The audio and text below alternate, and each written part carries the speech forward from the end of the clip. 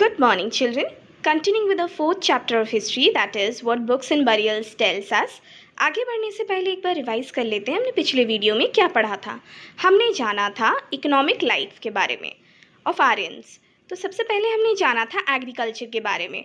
तो Aryans basically farmers थे। उनका main occupation farming of land था और वो वाटर उनको मिलता था वेल्स, कैनाल्स और लेक से, पर वो ज़्यादातर डिपेंडेंट रहते थे रेन्स के ऊपर। फिर हमने जाना डोमेस्टिकेशन ऑफ एनिमल्स के बारे में। यहाँ पे हमने जाना कि आर्यंस को बेसिकली कैटल्स की या फिर डोमेस्टिकेटेड एनिमल्स का पालन पोषण करना उनके लिए एक फेवरेट एक्टिविटी थी उनकी। और किसी भी फैमिली के पास कितने सारे डोमेस्टिक एनिमल्स हैं वो मेजर करता है उनके वेल्थ के बारे में, कितनी संपत्ति है या फिर क्या स्टेटस है उनकी, ये सारी चीज़ें डिसाइड करती थी नंबर ऑफ कैटल्स के द्वारा।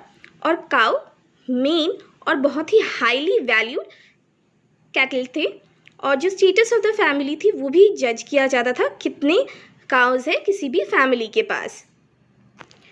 फिर हमने जाना ट्रेड एंड कॉमर्स के बारे में। तो कुछ आर्यंस ट्रेड एंड कॉमर्स में भी इन्वॉल्व थे और ट्रेड को बेसिकली किया जाता था बार्टर सिस्टम के द्वारा। और किसी भी चीज़ की जो वैल्यू है उसको भी मेजर किया जाता था काउस के कंपैरिजन में। और कॉइन का भी इस्तेमाल किया जाता था जिसे बोला जाता था निशका। फिर हमने जाना अदर ऑक्यूपेशंस। इस सेक्शन में हमने जाना था कि आर्यंस ने काफ़ी अलग अलग ऑक्यूपेशंस में भी डेवलपमेंट करी थी और इसका मेंशन ऋग्वेदा में किया गया है, जैसे कि कारपेंटर्स, ज्वेलर्स, वीवर्स। फिर हमने जाना रिलीजियस बिलीव्स एंड प्रैक्टिसेस के बारे में। इस सेक्शन में हमने जाना था कि आर्यंस बहुत ही धार्मिक लोग थे और वो वर्शिप करते थे काफ़ी सारे गॉड्स को, पर बिलीव करते थे कि आखिरकार एक ही गॉड हैं। आज हम जानेंगे पॉलिटिकल लाइफ के बारे में। सबसे पहले द किंग। इस सेक्शन में हम जानेंगे कि ऋग्वेदिक सिविलाइजेशन में हमने जाना कि काफ़ी सारे जॉइंट फैमिलीज़ थी जो बनाते थे एक विलेज को यानी कि ग्राम, और ग्रुप ऑफ विलेजेस फॉर्म करते थे क्लैन यानी कि wish clan which is a similar meaning of group of villages. और जो ग्रुप ऑफ विलेजेस, काफ़ी सारे ग्रुप ऑफ विलेजेस एक साथ फॉर्म करते थे ट्राइब यानी कि जना यानी कि जनजाति लोग, और प्रत्येक जनजाति का एक राजा होता था। तिरित्रुस, भरतास, पूर्ण्स, पक्तास एक्सेट्रा कुछ इस तरीके के स्मॉल किंगडम्स यानी कि राज्य हुआ करते थे उस टाइम पे। कुरु, पंचाला, विदेह कुछ मेजर किंगडम्स थे या राज्य थे उत्तर प्रदेश के, बिहार और वेस्ट बंगाल रीजन के। तो किंग ना ही एक डिस्पॉट थे। डिस्पॉट का मतलब वो वैसे राजा नहीं थे जिसके पास सारा पावर होता है, और ना ही वो सारा पावर अपने हैंड्स में रखते थे।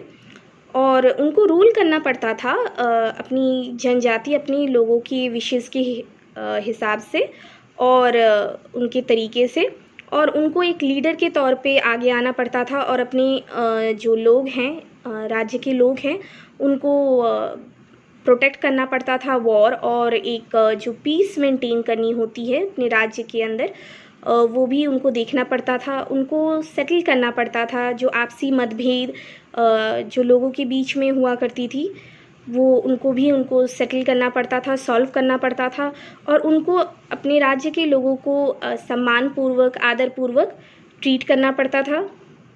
और जैसा कि वॉर्स काफ़ी ज़्यादा कॉमन हुआ करता था तो किंग को ही ये सारे वॉर्स को फाइट करना पड़ता था, और फाइट करने जाने से पहले वो यज्ञ को परफॉर्म करते थे, और सेम चीज़ किसी भी वॉर में जीत जाने के बाद भी वो यज्ञ परफॉर्म करते थे। Next, ministers, advisers and official advisers, जो एडवाइस देता है।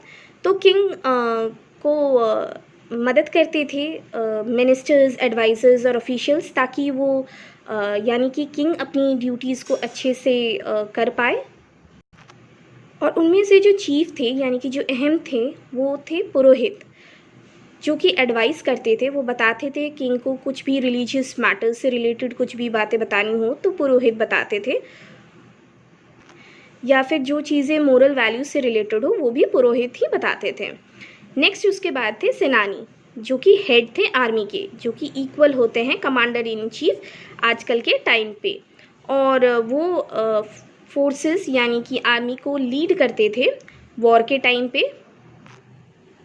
उसके बाद थे ग्रामीणी, जो कि विलेज हेडमैन थे। वो हेल्प करते थे किंग को कुछ भी विलेज रिलेटेड मैटर्स को अच्छे से सॉल्व आउट करने के लिए। और वहाँ पे डिसेंट्रलाइजेशन ऑफ पावर था, यानी कि सारा पावर किंग के हाथ में नहीं था, बल्कि किंग ने अपने सारे पावर्स को लोगों में, जो इम्पोर्टेंट लोग थे जैसे कि ग्रामीणी, सेनानी, पुरोहित, इनमें डिवाइड कर रखा था। सारे पावर्स डिवाइडेड थे इन लोगों में, तो सारा पावर किंग के हैंड में नहीं था। और किंग बहुत ही कम इंटरफेयर करते थे विलेज के मैटर्स में, या विलेज के रिलेटेड कुछ भी एडमिनिस्ट्रेशन, या विलेज को कैसे कुछ रूल करना है, उन सब मामलों में किंग बहुत ही कम दखल देते थे।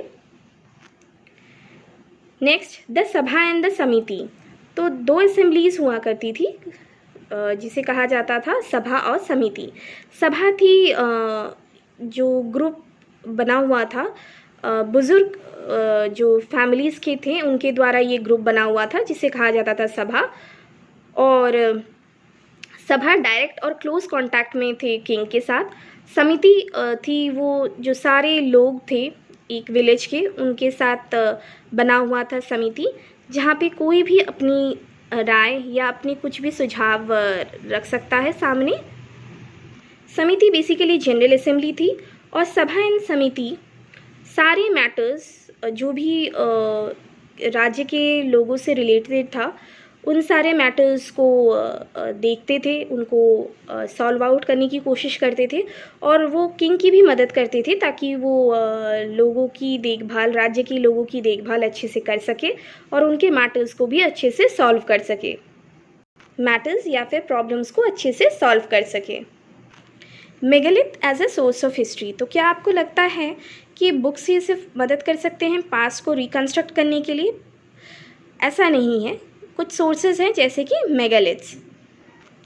मेगालिथ बेसिकली एक लार्ज स्टोन है जिसका इस्तेमाल किया जाता था टू कंस्ट्रक्ट मॉन्यूमेंट या फिर बिल्डिंग।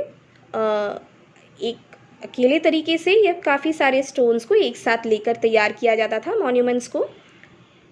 कभी कभी ये स्टोन्स नज़र आते थे स्टोन के किले के रूप में, और कभी कभी ऐसा लगता था कि ये सिर्फ रॉक्स हैं, और कभी मेगालिथ्स को ऐसा लगता था कि ये रॉक्स के ढेर हैं, माउंट्स का मतलब ढेर, और कभी कभी इनमें सीक्रेट चेम्बर्स यानी कि सीक्रेट गुफाएं होती थी इनके अंदर। और मेगालिथ्स को सेटअप करने की जो प्रैक्टिस है वो शुरुआत हुई थी 3000 ईयर्स एगो, और ये फॉलो किया जाता था डेक्कन रीजन में, साउथ इंडिया में, और in the north east and Kashmir में भी। और इनको बहुत ध्यानपूर्वक अरेंज किया जाता था लोगों के द्वारा, और कुछ को इस्तेमाल किया जाता था जिससे कि वो मार्क कर सके दफनाने की जगह को। और कुछ मेगालिथ्स को पाया गया है सरफेस के ऊपर, और कुछ मेगालिथ के जो बरियल्स हैं यानी कि दफनाए हुए जगह हैं वो अंडरग्राउंड है, यानी कि ज़मीन के अंदर हैं। तो कभी कभी आर्कियोलॉजिस्ट ने फाइंड करा है एक सिंगल सा लार्ज स्टोन जो कि स्टैंड कर रहा है ग्राउंड के ऊपर। ये इंडिकेशंस थे, यानी ये बताते थे कि जो दफनाई हुई जगह थी वो ज़मीन के अंदर भी थी, और जो सारी जो दफनाई हुई जगह थी उनमें कुछ कॉमन फीचर्स थे। वो थे कि जो स्केलेटन्स जो पाए गए थे इन साइट्स में, वो बताते थे कि हाइट ऑफ द पीपल उस टाइम पे क्या हुआ करती थी, या फिर जो उसके बाद के जो पीरियड्स थे वहाँ पे भी जो लोग थे उनके हाइट क्या हुआ करते थे। आम तौर पे इन दफनाई हुई जगह में पाया गया है कुछ पिक्चर्स, यानी कि जिसका मतलब होता है वाटर जग, बास्केट्स, यूटेंसिल्स, बर्तनें, ऑर्नामेंट्स, वेपन्स। इन चीज़ों को दफनाया गया था डेड बॉडी के साथ, इस बिलीफ के साथ कि डेड इंसान के पुनर्जन्म के बाद इन चीज़ों का इस्तेमाल किया जाएगा उस इंसान के द्वारा। इसी वजह से इन चीज़ों को भी दफनाया जाता था डेड इंसान के साथ। दफनाया जाता था आमतौर पे घरों के जो फ्लोर्स होते हैं उनके नीचे या फिर आंगन में। और ये जो दफनाने की जो प्रक्रिया थी या फिर जो प्रोसेस थी वो रिवील करती है सोशल जो सेटअप हुआ करती थी सोसाइटी की उसके बारे में। और हिस्टोरियंस ने काफ़ी ज़्यादा मदद करी है कंक्लूजन इस बारे में बताने के लिए। उन्होंने बताया है हिस्टोरियंस ने कि जो रेक्टेंगुलर हाउसेस थी central part of the mound में, यानी कि जो रॉक्स की ढेर में, यानी कि स्टोन्स की ढेर में, वो बिलोंग करती थी रिच क्लास की कंपेयर टू जो सर्कुलर हट्स थी वो जो बाहर में पाई गई थी वो बिलोंग करती हैं पुअर की। तो ये कंक्लूजन मिलता है इस फैक्ट से कि जो बोन्स पाई गई हैं रेक्टेंगुलर हाउसेस की वो रिफ्लेक्ट करती है कि जो डाइट वो लेते थे या फिर जो खाना वो लेते थे वो रिच क्लास को बिलोंग करती है। इन द सेंस वो ज़्यादा न्यूट्रिशियस या हेल्दी खाना खाते थे कंपेयर टू पुअर। और आर्कियोलॉजिस्ट ने फाइंड किया है seeds of wheat, barley, pulses, millets. कुछ एनिमल्स के बोन्स भी पाए गए हैं जिनमें इंक्लूड करते हैं गोट, शीप, हॉर्स। और कुछ प्रूफ भी मिले हैं साथ ही साथ, जैसे कि बेर, आंवला, जामुन, इन सारे जो फ्रूट्स हैं उनका भी कलेक्शंस करते थे। कुछ बरियल्स पाए गए हैं इनाम गाँव जो कि बताते हैं हिस्ट्री के सीक्रेट्स के बारे में। इनाम गाँव एक विलेज है शिरूर तालुका, पुणे डिस्ट्रिक्ट में, महाराष्ट्र स्टेट में, जो कि लोकेटेड है 89 kilometre east of Pune city. और ये जो रीजन है इनाम गाँव वो फॉर्म करता है part of lower reaches of गोद रिवर। और आर्कियोलॉजिस्ट ने कंडक्ट किया था एनालिसिस ऑन 165 बोन्स जो कि पाए गए थे इनाम गाँव बरियल साइट्स में। So students, this is the end of this chapter. Please go through this video. Thank you.